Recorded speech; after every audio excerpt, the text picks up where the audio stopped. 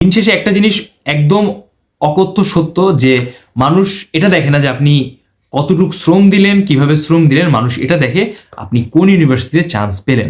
আমাদের বাংলাদেশে আসলে একটা পৈশাসিক সত্য হলো এটাই ফ্যাক্ট, মানুষ আসলে এটাই ফোকাস করে, এটাই।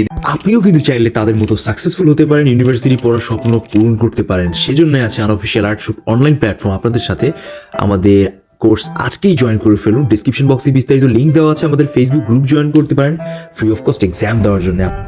চারুকলা ভর্তি প্রস্তুতি নিয়ে আজকে একটা ভয়ঙ্কর অপ্রিয় সত্য কথা আপনাদের সাথে শেয়ার করব, যেটা যদি আপনারা না জানেন তাহলে আপনাদের পরীক্ষা দেওয়া না দেওয়া একই ব্যাপার হয়ে দাঁড়াবে।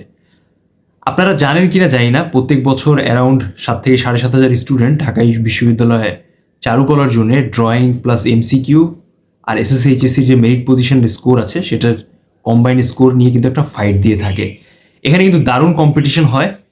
এরই মাঝে একটা সব থেকে কমপ্লেক্স যে বিষয়টা সব থেকে বেশি অবস্থানে গিয়ে দাঁড়ায়, 60 মিনিটের ড্রয়িং এক্সাম, কিন্তু মাসের পর মাস, দিনের পর দিন, ঘন্টার পর ঘন্টা ধরে প্র্যাকটিস করা। একটা মাত্র পরীক্ষা যেটা আপনার ভাগ্যের চাকা হয়তো বা ঘুরিয়ে দিবে।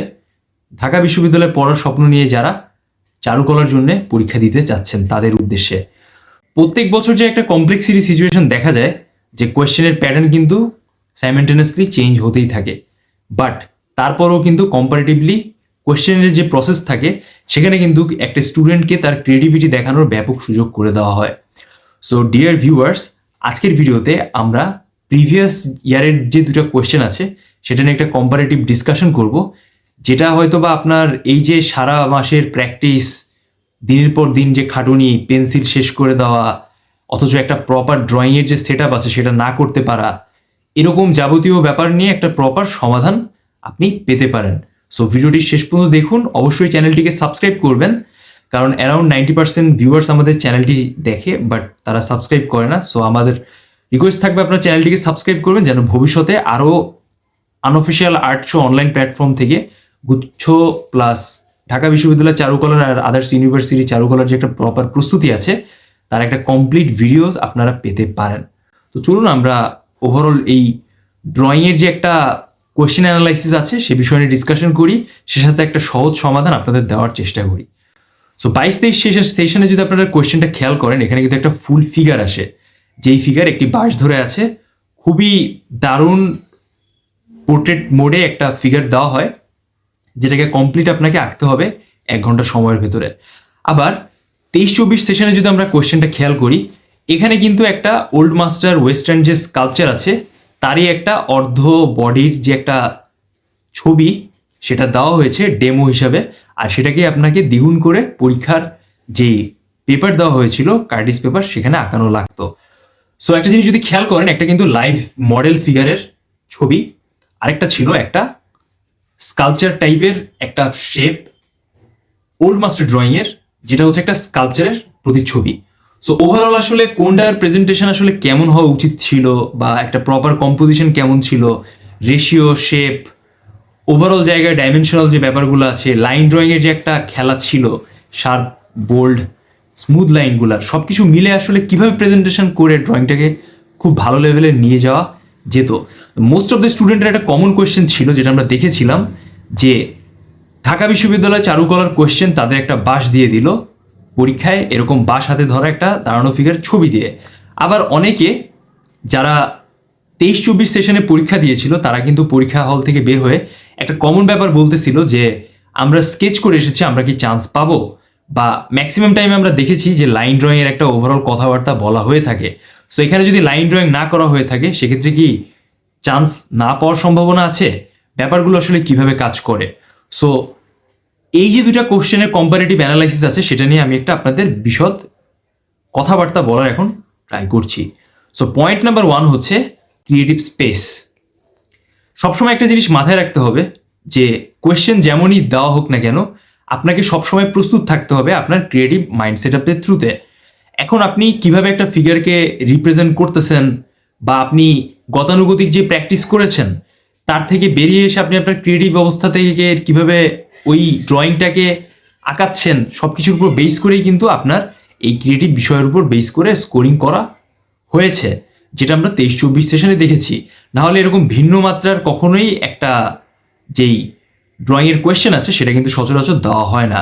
সেকেন্ড ব্যাপারটা হচ্ছে যে ট্র্যাডিশনাল যে প্র্যাকটিসটা আমরা সচরাচর সবসময় দেখেছি, যে কখনো ঢাকা বিশ্ববিদ্যালয়ে একটা লাইভ মডেল দিয়ে দেওয়া হয়েছে, সেটা দেখে আঁকানো হয়েছে, কিন্তু পরবর্তীতে যখন অ্যাডমিশন একটা হিউজ প্রেশার ছিল, 2 দিনের যে এক্সাম ছিল এমসিকিউ প্লাস ড্রয়িং আলাদা আলাদা, সেটা কিন্তু একদিনে হয়েছে। তারপর একটা কমপ্লিট যে লাইভ মডেল ছিল সেটা ক্যান্সেল হয়ে একটা ছোট্ট করে ছবি বা একটা ডেমো কিছু দেওয়া হয়েছে, যেটা দেখে একটা স্টুডেন্টকে কার্ডিস পেপারে ফুলফিল করা লেগেছে তার পূর্ণাঙ্গ 60 মার্কসের ড্রয়িংয়ের একটা প্রপার অ্যান্সার।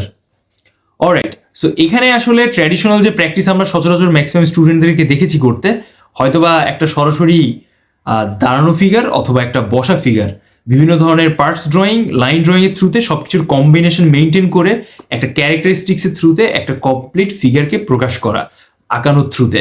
সো তার এক্সপ্রেশন, ব্যালেন্স, ওভারঅল ডাইমেনশন যাই আমরা প্র্যাকটিস করিয়েছি বা ট্র্যাডিশনাল ওয়েতে উপস্থাপন করা। কিন্তু তারপরেও কিন্তু আমরা এমন অনেক স্টুডেন্ট দেখেছি যারা খুবই স্বল্প সময়ে 15 থেকে 20 দিন আমাদের কাছে প্র্যাকটিস করেছে, বাট তারপরেও কিন্তু চান্স পেয়েছে। কারণ একটা বেসিক যে সেন্স আছে সেটা কিন্তু অনেকের অনেক সময় লাগে ডেভেলপ করার জন্য, আবার অনেকে 10-15 দিনেই কিন্তু ডেভেলপ করে চান্স পেয়েছে সফলভাবে। সো ডিপেন্ড করতেছে আসলে এই যে ট্র্যাডিশনাল প্র্যাকটিসের যে ধরন আছে, বা আপনাকে হয়তো বা এক এক জায়গায় এক এক রকম দেখানো হবে, শেখানো হবে, কিন্তু সেই সুবাদেও আপনি নিজের থেকে যে একটা জিনিসকে আপনি ড্রয়িংটা করতেছেন, এই যে সবার থেকে একটু ডিফারেন্ট হচ্ছে আপনার ড্রয়িং, এটাই হচ্ছে আপনাকে এক ধাপ এগিয়ে নিয়ে যাবে। এই জন্য ট্র্যাডিশনাল বিষয়টাও যেমন জরুরি আছে, আপনার অ্যাসপেক্টটাও তেমন জরুরি এখানে রয়েছে। থার্ড নাম্বার আমাদের অ্যানালাইসিসে যে বিষয় রয়েছে, আপনাকে সবসময় যেমন প্রস্তুত থাকতে হবে, ঠিক তেমনি 60 মিনিটসটা আসলে আপনি কীভাবে অতিবাহিত করবেন একটা প্রপার ড্রয়িং করার থ্রুতে, এটাও আপনাকে মাথায় রাখতে হবে। সো এই জন্য আসলে স্কেচ করা যাবে কি যাবে না একটা কমন ব্যাপার সাধারণত থেকে যায়। সো ডিয়ার ভিউয়ার্স, এখানে আপনি লক্ষ্য করুন, আপনাকে অবশ্যই মাথায় রাখতে হবে যে আপনার কি টাইপের একটা অবজেক্ট দেওয়া হয়েছে বা সাবজেক্ট দেওয়া হয়েছে, সেটা দেখে আপনি কিভাবে উপস্থাপন করবেন। যেমন 23-24 সেশনে আমরা যেটা দেখেছিলাম যে একটা স্কাল্পচার টাইপের হাফ ফিগার দেওয়া হয়েছে। সো এই ফিগারটাকে যারা সুন্দর করে কম্পোজিশন করেছে তার এক্সামের অ্যান্সার পেপারে, সেই সাথে হচ্ছে তারা সুন্দরভাবে যখন বিষয়টাকে উপস্থাপন করে এঁকেছে, তারা কিন্তু সব থেকে এগিয়ে ছিল। অ্যাট দ্য সেম টাইম এখানে কিন্তু আপনার বেসিক যেই ড্রয়িং আছে এটা তো আপনি করলেন, বাট আলো ছায়ার যে একটা সুস্পষ্ট ব্যাপার আছে, এটা কিন্তু সম্পূর্ণ আপনি বেসিক যে একটা টেন্ডেন্সি থাকে একটা স্টুডেন্টদের স্কেচ বিভিন্ন টোন অ্যাঙ্গেল ইউজ করে দেওয়া, এটার বাইরেও কিন্তু আপনি বিভিন্নভাবে ক্যারেক্টার মডিফাই করে একটা বেসিক পেন্সিল থেকে কিন্তু এই ওয়েতে গিয়ে আপনি সরাসরি একটা ড্রয়িংকে কমপ্লিট আঁকতে পারেন। সো এইটার জন্য আসলে কেমন টাইপের ড্রয়িংটা আসলে আঁকা উচিত, এটা নিয়ে আমরা একটা পূর্ণাঙ্গ ভিডিও নিয়ে আপনাদের সামনে আসবো। সে পর্যন্ত আমাদের সাথেই থাকুন। বাট অবশ্যই এই বিষয়টাকে আপনাকে মাথায় রাখতে হবে, এখানে লাইন ড্রয়িংয়ের ব্যবহার তো অবশ্যই রাখতে হবে, বাট তারপরেও আমরা এক্সট্রা যে ডাইমেনশনাল ওয়ার্ক দেখতে পেয়েছি সেই ছবিতে, সেটার জন্য কিন্তু আপনি সরাসরি আলাদাভাবে ওই ডাইমেনশনটাকে উপস্থাপন করার জন্য কিছু বেসিক লাইনের ব্যবহার করে একটা ডার্ক আর একটা লাইট স্পেস বা সারফেস আপনি সেখানে ক্রিয়েট করতে পারেন। ফোর্থ নাম্বার যে ব্যাপারটা হচ্ছে একটা ড্রয়িংয়ের কমপ্লিট ক্যারেক্টারিস্টিক্স। সচরাচর আমরা যেটা দেখি যে একজন এক্সামিনার আসলে কিভাবে মার্কিং করে, আসলে একটা মোস্ট অফ দ্য স্টুডেন্ট এটা আসলে জানতে চায়, বা কিভাবে আসলে মার্কিং হয়, মার্কিং ক্রাইটেরিয়াগুলো কি। সো আপনারা জানেন যে আপনারা যারা আমাদের কোর্স এনরোল করেছেন, সেখানে একটা ড্রয়িংয়ের যে কমপ্লিট ক্যারেক্টারিস্টিক্স আছে সে সম্পর্কে একটা প্রপার ধারণা আপনাদের দেওয়া হয়েছে, একদম সরাসরি একে বুঝিয়ে। সো এই যে ক্যারেক্টারিস্টিক্সগুলো আছে, সেই ক্যারেক্টারিস্টিক্সগুলোকে মেনটেন করে ড্রয়িংকে মার্কিং করে থাকে।